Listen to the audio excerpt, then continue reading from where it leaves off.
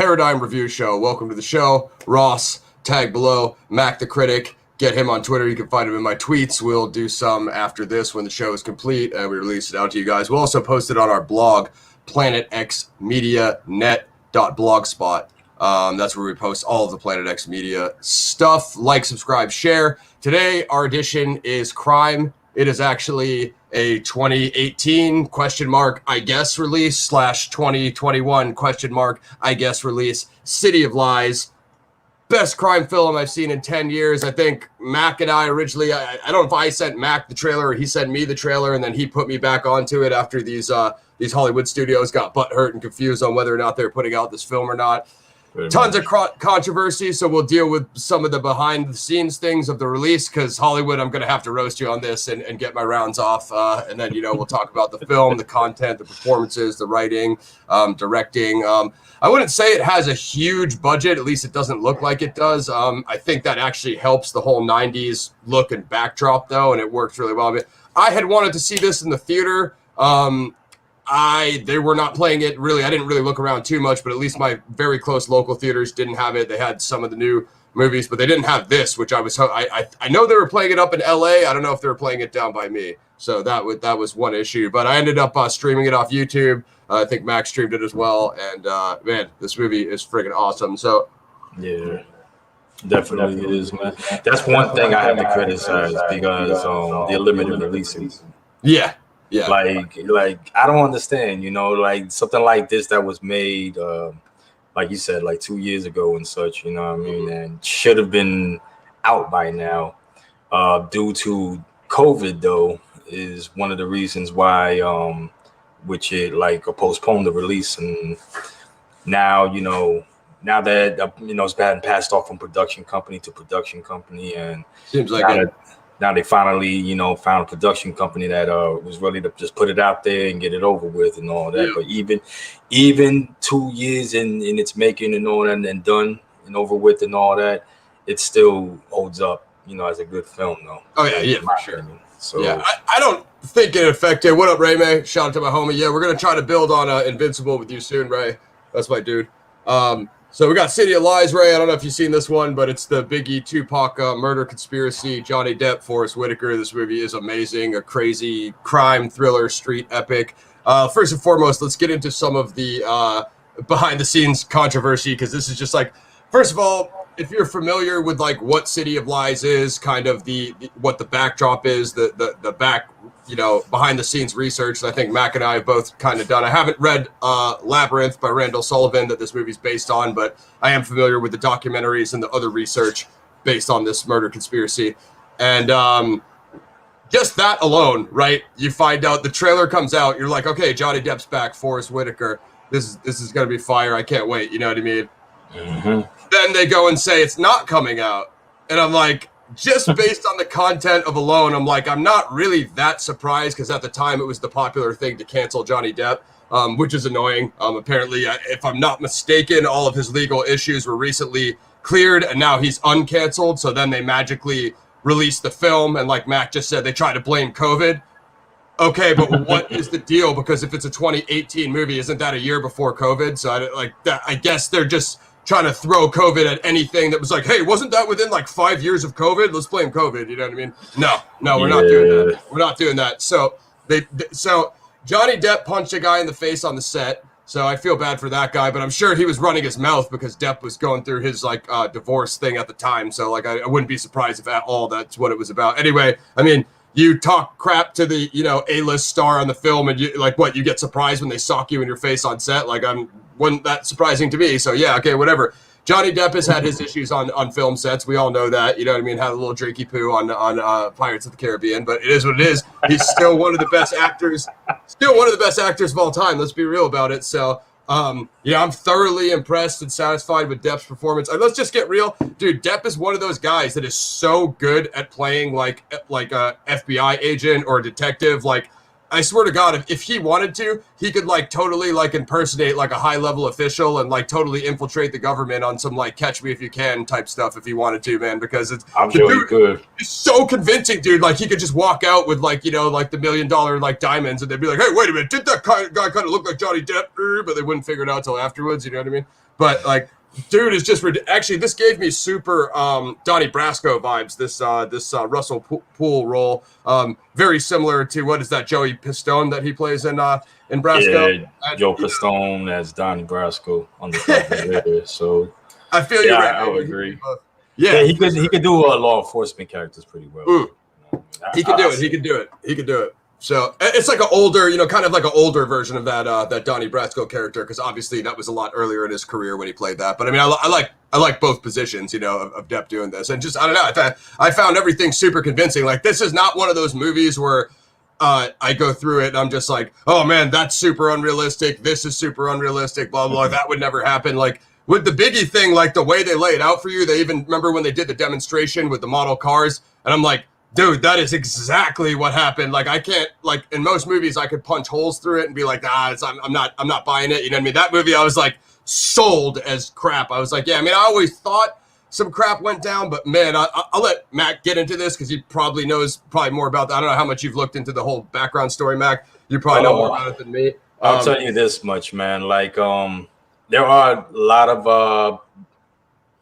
articles, there are a lot of biographies, you know, all around this whole Biggie and Tupac, you know, murders, you know, situation and all that, because they put out documentaries, they put out all sorts of info and sources. Yeah, I've seen a couple of the docs.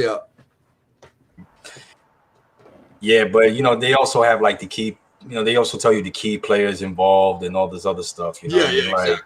Like the only thing they probably haven't mentioned much is the guy Reggie White Jr. and all that, who most people have seen from the Vlad interviews and all that. He was the head of security for Death Row Records, and he was the one that got the Rampart officers who were a part of that Rampart scandal thing that went down in LAPD with D-Mac, Rafael Perez, and Kevin Gaines, who was the guy that you'll see in the beginning of the film, the one that throw the gang signs up, but he's actually a cop. So yeah, you know, it shows right there like the police involvement within Death Row Records, along with, you know, them being like blood members and representing like sets and all that other stuff. In this film, you also see like the FBI involvement. You know, one of them went undercover to find out, you know, what type of foul play Death Row was playing. You know what I mean? You see Russell Poole's investigation. Obviously, the timeline you guys will see will go back and forth, you know, a bit, but it's like that for a reason, though, just to show like where he was in his investigation and how he's looking at it, you know, at the very end, and you know, for sure, goes on and so forth and all that. Yeah, man. I mean, there's a lot of like, you know, a lot of craziness that happened in that investigation. Everything that Russell Poole found out, along with Jack Jackson's character, who I'm thinking is based off Randall Sullivan, the one that made the you know, the novel based off the investigation of this. You know, who also collaborated with Russell Poole and all that. So yeah, man. I mean, I think this tells a more in-depth, you know, look at what happened throughout, you know, the Biggie murder and all that, and saw what the Tupac murder might have some involvement also, you know. So agreed.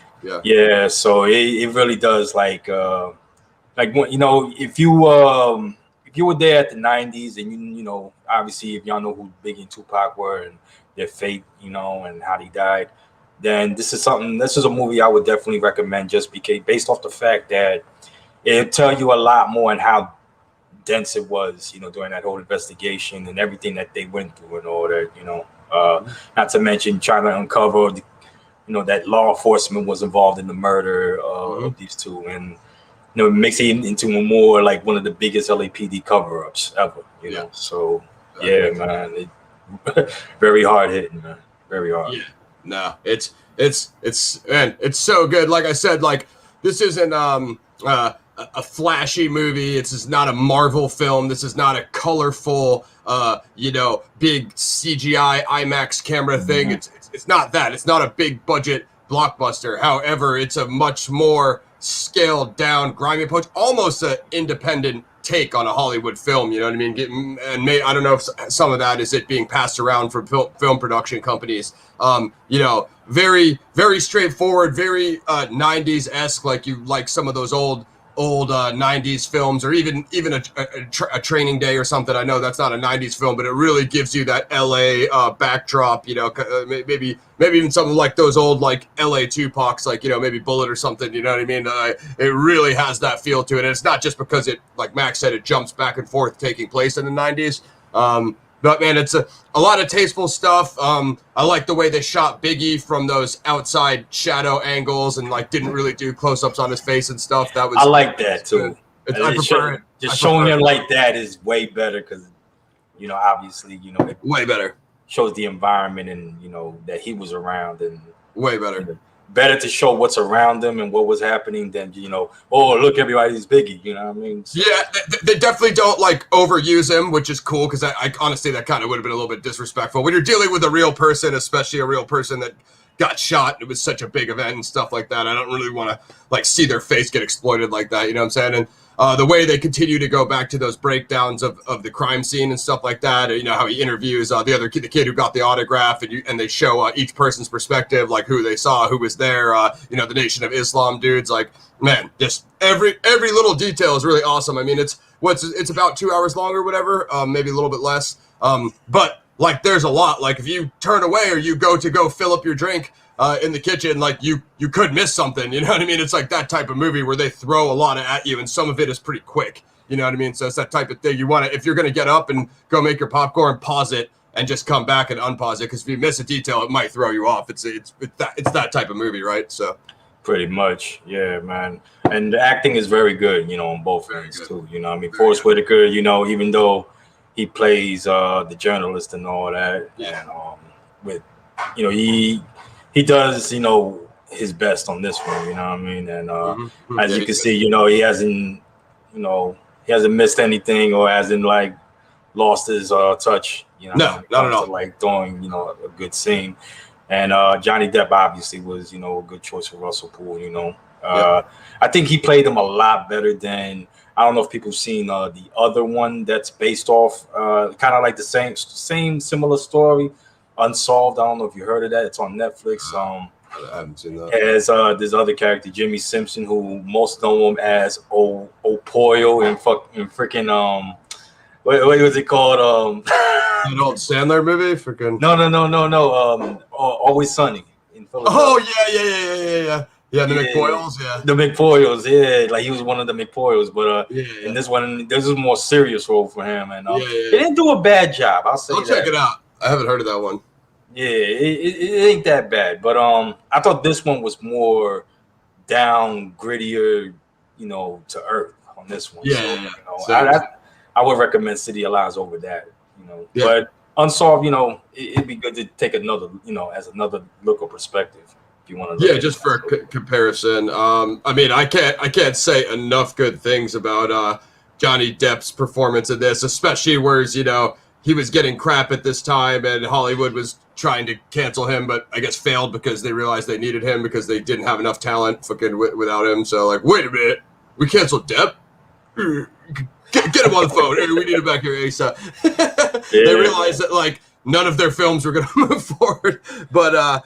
Anyway, they can't lose any good ones, man. So yeah, exactly. Now, I like the whole dual lead thing. Sometimes it's difficult for two big name actors to star in a film, to co-star in a film together like that. You know what I mean? Because you have egos, and one guy doesn't want to take less lines, and one guy doesn't want to be a villain and have his character die at the end because they're not going to make action figures of him or whatever. But I don't really see that problem in this. Both are pretty much almost in every scene. Both do a freaking awesome job. I like the little conflicts between them. When that one officer invites Randall to the dinner and he suns him, saying no, that's not on us. I bet he didn't mention this guy. It's the other guy. What's that actor's name? Peter. He was in an Ill Bill music video recently. That guy. Are you talking about Peter Green? Yeah, Peter Green's the man, dude. That was a dope Yeah. cameo. That was a dope cameo. Nah, I definitely like that, man. It has a lot of actors, I believe. Yeah, some people will like recognize, like Peter Green. Yeah. And yeah, he's dope. The chief. Oh yeah, the chief. Dang, who was he? Shoot. Obviously, Shea Wigman is Frank Liga. He was dope. Yeah, him and oh yeah, your boy Killer Mike even made a little appearance in that too. So. Oh man, I don't even think I saw him. That's awesome. Yeah, man. But other than that though, man, I enjoyed the film for what it was, man. It was definitely something. Obviously, Dreadlocks was that dude you were talking about. Yeah. The Dreadlocks dude. That's the undercover FBI. Yeah, he was sick, man. He got me on that. I did not see that coming.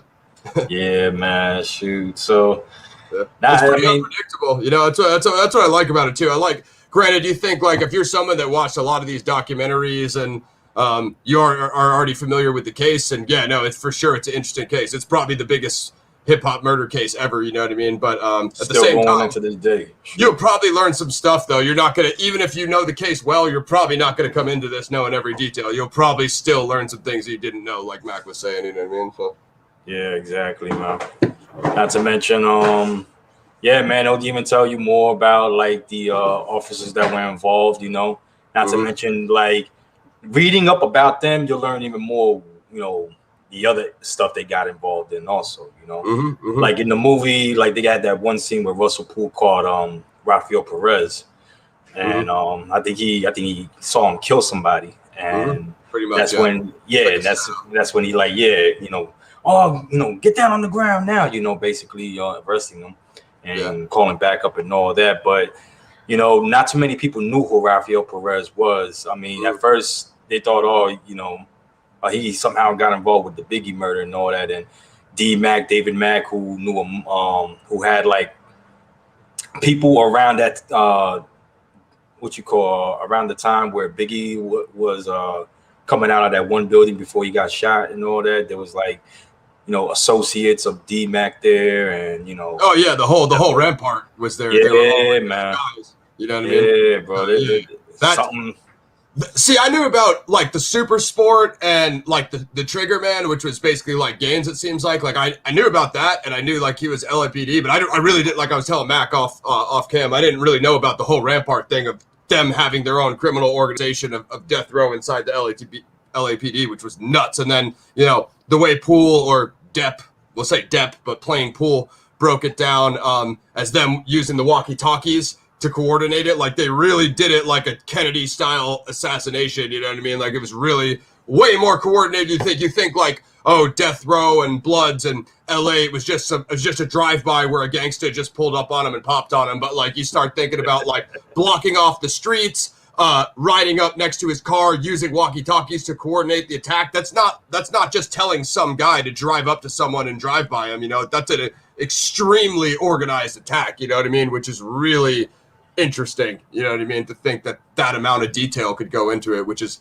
definitely understandable. You think of someone as big and famous as Biggie Smalls was at the time. Oh, definitely, man. Had one surprise cameo, which I'm not even gonna say. I'm gonna let people.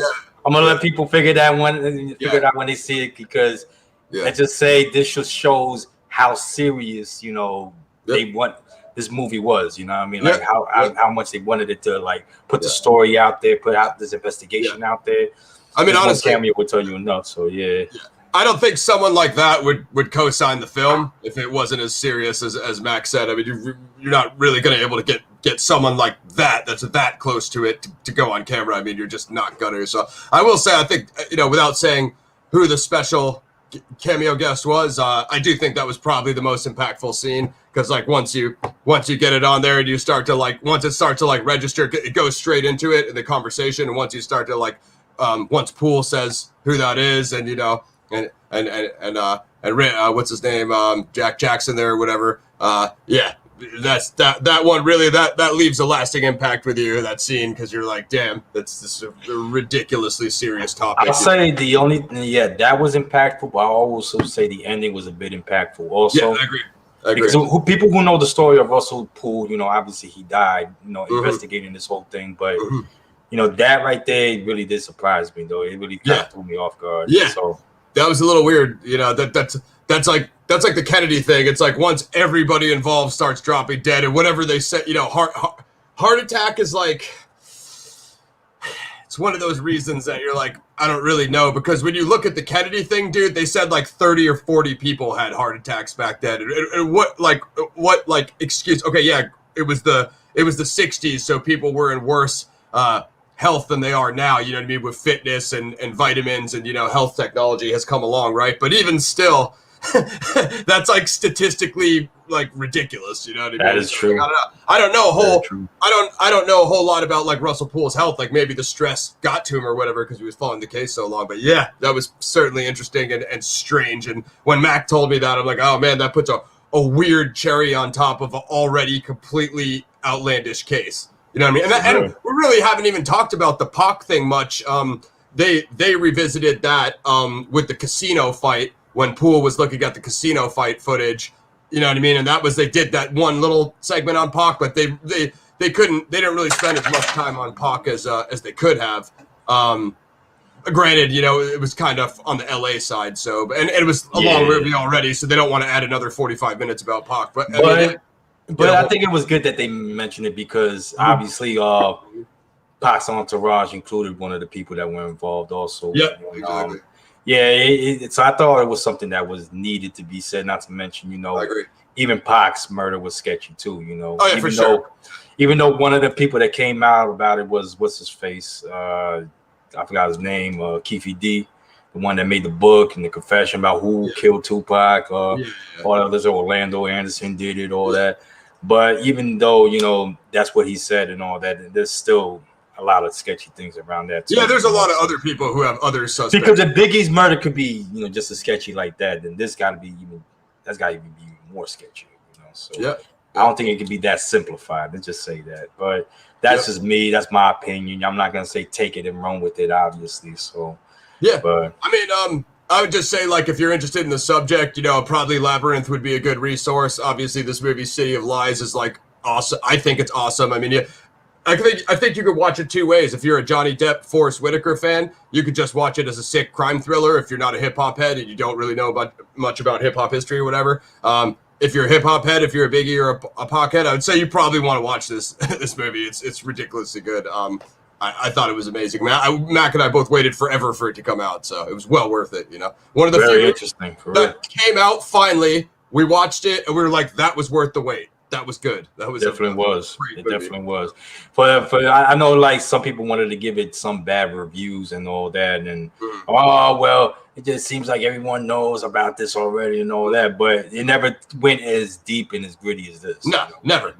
So. That's the thing. I watched all the documentaries for a short time. Being a hip hop fanboy, I became obsessed with the case, just like everybody else. I tried to research as much as I could. I found Gaines. I found that one guy, so I found the link to like Bloods and LAPD and blah blah blah, but like the Rampart thing blew, like Mac was saying, Perez and the Rampart thing blew my mind. Like I'm going in and I'm like, damn, I'm learning a crap load, making me like I might have to revisit the case myself. I already have a couple cases that I permanently revisit, but I might have to jump back on this one for the true crime series on the tube. Guys, you never know. So the Biggie and Pac fans are gonna have to finish the investigation. Yeah, don't worry, Detective Poole. Gotcha from here. I'm a fanboy with nothing but time in my hands. I'm gonna take this right over. So, man, freaking badass. Mac, you have anything else, or do you want to get to ratings? No, I mean, not much else to say. But this is definitely like, I mean, I did expect it to be what it was, but I didn't think it was gonna leave like an impression on me like that, what I mean? So it really did, it did left a good impression. So I definitely like to get on the ratings on this one. I would say to me, shoot, even after like reviewing it and just revisiting everything that I've heard of, seen in that film, I guess I go with like a 9 out of 10. I could see it being a 9. Movie was ridiculously good. Both good actors. Topics were ridiculous. Like I said, it's not overly glamorous. It's not overly glitzy with the freaking IMAX cameras and the red epics of some of the stuff you see coming out of Hollywood now, the big budget actions. But it's grimy. It has that lo-fi look to it. The gray suits, the browns, and just the old '90s vibes. If you came up watching some of those '90s crime films or even early 2000s, that Mac and I are big on a lot of those. Directing really good, writing was amazing. Both actors had incredible performances. I pretty much like everything about it. There's not really music was pretty good, obviously being a music genre film. So there's really not much I can say that I didn't like about it, honestly, and that's rare for this show here. It has a 6.4 out of 10 on IMDb. Unfortunately, you guys are wrong about that. We're gonna have a PXF override. I'm going to give the film an 8 out of 10. Combined with Mac's 9, that makes the PXF average at 8.5. So we just fixed that for you. You're welcome. Pretty much, man. I mean, I don't know how it could be a 6. You know what I mean? Like, it could have been the pacing it was, and how the pacing was good, and how great the acting was at the same time, and everything else that people didn't know much about the investigation, they pretty much answered right there, like in visualization. So the only thing I could say is like it's an hour and 52 minutes long. So if you're not like a big like true crime head, like a big cop movie head, detective movie head, crime thriller, murder mystery head, then I could say it could be slightly long for you if you're not like hip hop heads the way that we are, if you're not invested into the material. But I mean, that being said, you know what I mean, that you're probably not watching any crime films anyway. So you know what I mean?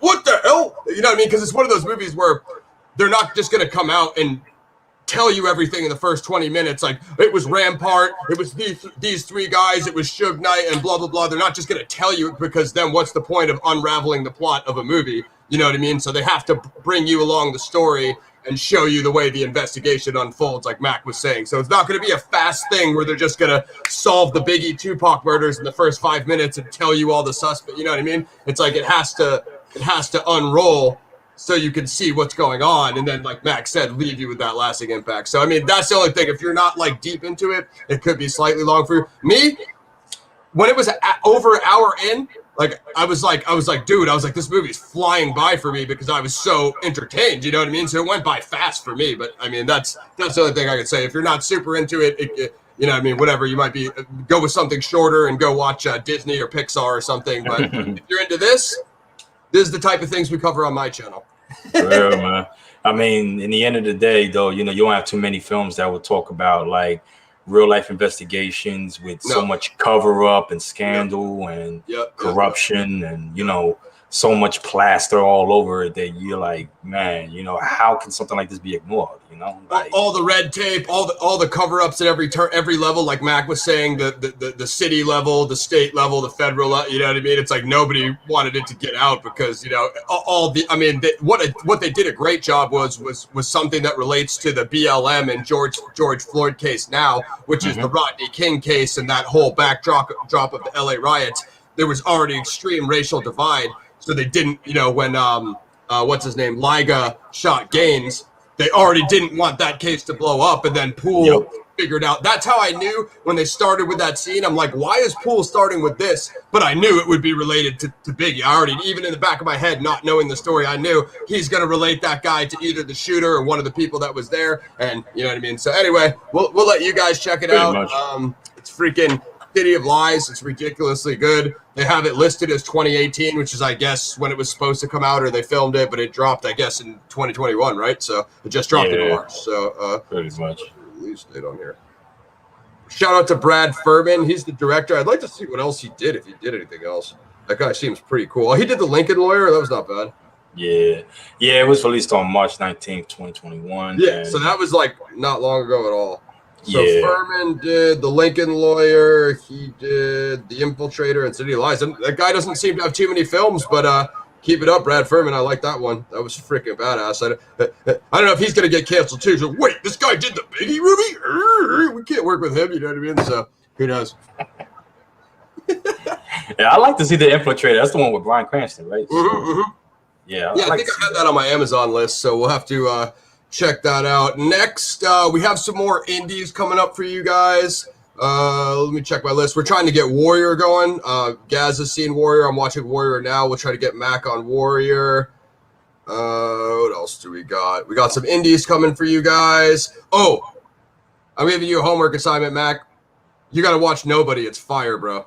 I know. I'm sorry on my list, man. It's fire, bro. You're gonna like already it. on my list, man. I know Mac's gonna like that one. So we got some indies coming, and hopefully we'll do Nobody. And then if you guys have any suggestions, we do vigilante, revenge, crime, sci-fi, fantasy, action, horror. We try to stick to hardcore grindhouse genres. We don't do a whole lot of PG, stuff. We also do some anime with my man Ray May. I heard The Invincible on Amazon is good, so we might check that. Definitely, man. Shoot, sounds like a good listing right there, man. I know there's some other animes coming up too, but I don't know if they're gonna be making lists like the new season of Castlevania and all that. I hope it does, but that last season was ass, so you know what I mean. I hope they can bounce back. 1 and 2 were fire. 1 and 2 were fire. 4 looks good, but 3, I was like, what's going on? Is this the same guys? Anyway, guys, that's all we got for City of Lies Paradigm Review Show, PXF. Follow us. Links are below. And let us know if you have other things you would like us to review. Check out City of Lies. This is good. I'll put the trailer in the beginning. Beep, boop. We're out. 1. Peace.